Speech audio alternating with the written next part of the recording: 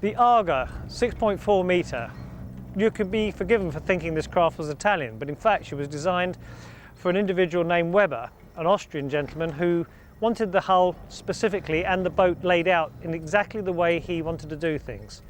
He liked the concept of having seating all around the craft, and certainly it's got plenty of seats. There's a wrap-round U-shaped settee berth arrangement in the bow. There's a double seat for the driver and navigator, and then there's a wrap-round bench seat aft. I think the most striking feature about the craft is in fact the seating. The hull is not what we call a deep V, it's a moderate V aft, if almost a flattish V aft, going to a deep V forward. The concept for that, or the idea of that for the Austrian, was that he would be running the boat in lakes and calmer sea conditions rather than rushing around jumping waves offshore. So therefore speed was of importance to him, more important to him than actual soft riding capabilities. The idea of having a flatter section aft means that the boat is more efficient and therefore should be faster on top speed, plus of course you're saving fuel because of the efficiency. They were the main concepts behind the design of the craft. It's a nice looking boat. It's certainly different to the layout you'd have, or the appearance of a British craft, with this very pointed bow which houses the anchor, which is a self-staying anchor, and it has a very good chine arrangement on the bow which keeps the water down. So she was actually a very dry boat when we tested her. Unfortunately, I would say that the ride was perhaps not as good as some of the offshore craft that we have tried, and certainly there's some 6.5 metre boats that we've had in the British waters that are ridden more smoothly. However, if you were slowing down or not using the craft at high speed in more sheltered conditions, I'm sure it should be an excellent craft.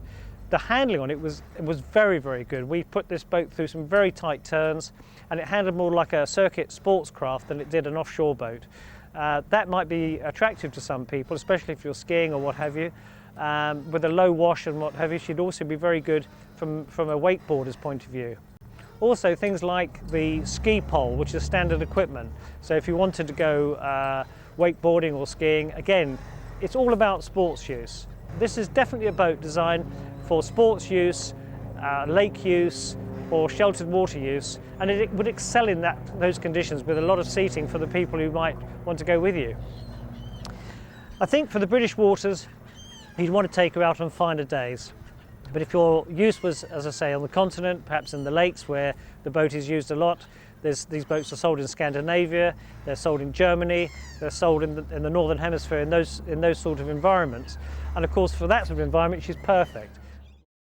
I understand that the hull's a deep V forward going back to a moderate V aft. Yes, that's correct, yeah. This has been done by the Austrians, who want to have the emphasis on performance rather than just on deep V offshore use. Yes, exactly, yeah.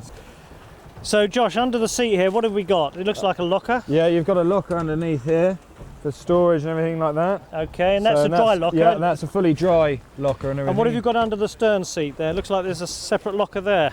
Yeah, underneath the stern seat back here, you've got more storage and your battery and everything, and you've also got your fresh water tank underneath there. Ah, yes. Which is a 40 litre fresh water tank, and situated on the transom here is the power shower. Aha. So just what you need in weather like this, with rain and wind and exactly, nice cold shower. Yes. Exactly, yeah, nice cold shower. Excellent. But I imagine this is more of a hot climate boat, isn't it? Yeah, it's designed for summer use. So. And then aft here, you've got a bathing platform of sorts. Yeah, you've got a bathing platform that's got a ladder and everything with good grab handles for getting on and off with. Yep. I see there's plenty of space back there, so you can actually walk around out there. Yeah, it's very easy, and you can have a shower back there, and also you can lean up against the A-frame as well, so you feel secure and stuff when you're on the. And on this unusual looking device on the top there, what's that for? The stainless steel V. That's designed for hanging off club burgees and things like that. Okay, so it's not a ski pole. No, it's not a ski pole. Your ski pole's here. Okay. Which is built into the. Oh, I see, yeah. Seat. It's very unusual, this upholstery. Is there any particular thinking behind why it's done in this way, with this creased leather look? It was just designed to make it look luxury. Right. A luxury boat, really. So often with a lot of routes and stuff, you find that they've just got a jockey console and lines, and this has been designed sort of, luxury and Yeah. nice families and stuff in mind. It's good. If we go forward, I notice it's got pop-up cleats as well. Yeah, it's got recessed cleats and everything, which just pull up like That's that. good. Yeah. Also, you sit very low in the stern here as well. When you sit down, people, you're well protected. Yeah, females and children and stuff feel very comfortable here and very safe. Yeah. So it's sort of designed around families, and you've got good handrails to hold on and everything as well. And is that a 2 or 3? Is that designated 2 or 3 man? It can be 2 or sort of 3 children. 2 Yeah. sort of adults, 3 children. Yeah. So, yeah. So going forward, Yeah. we have a cushion system here, which is unusual. Could you like to show me how that functions? Yeah. No, the cushion system just pulls out from there, and then you just unscrew these legs, Right. which takes a couple of minutes, Yes. and then that folds away underneath the back aft seat again. Oh, So does you it? can have it either as a sunbed area or as a U-shaped seating area. I see. Okay. So, It's another unusual feature on the boat. yeah. If I just pop this back here.